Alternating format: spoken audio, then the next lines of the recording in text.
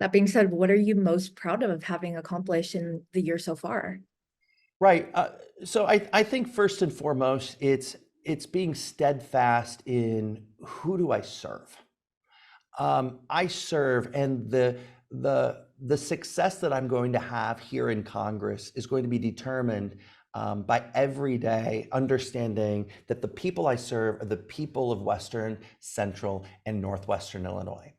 I feel so impacted by sitting down, for instance, with veterans, um, talking with veterans about not only their experience, about them taking that oath to our country, going around the world to serve our country, but then coming back and then telling me that they're not being taken care of. And so, what I want to be able to do is first and foremost work for them.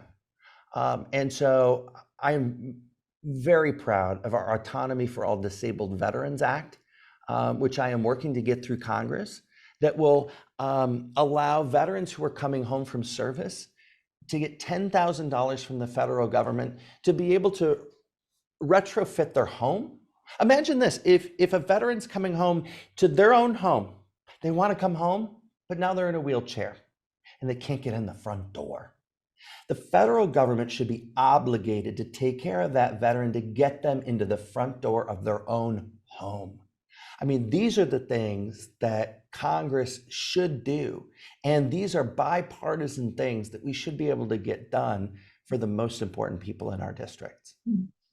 I do also want to touch on another notable part of your election into Congress. Not only were you the first meteorologist, and you said 50 50 years years. Yeah. to be elected, you were also the first openly gay member of Congress from Illinois. So I'm curious, from your perspective, what is your assessment of the current state of LGBTQ rights and in the country, and how has the Republican majority impacted those issues?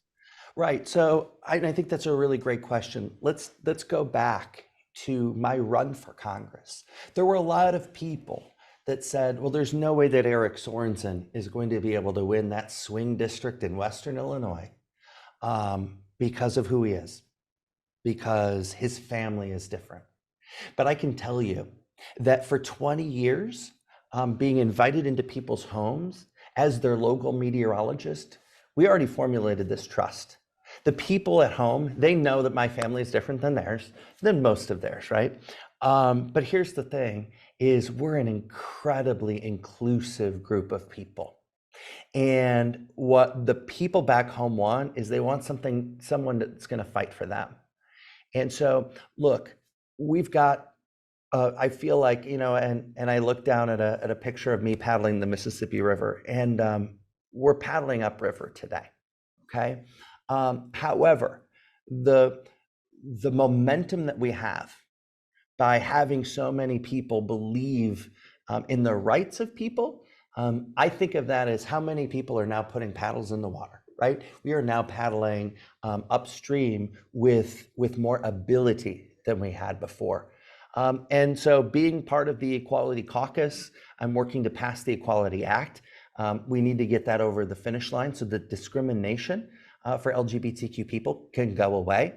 I'm cognizant that across the river, the Mississippi River from me in Iowa, we've got an extreme state legislature that just is making news just in the past day or so against LGBTQ Americans, and we've got to be able to fight that.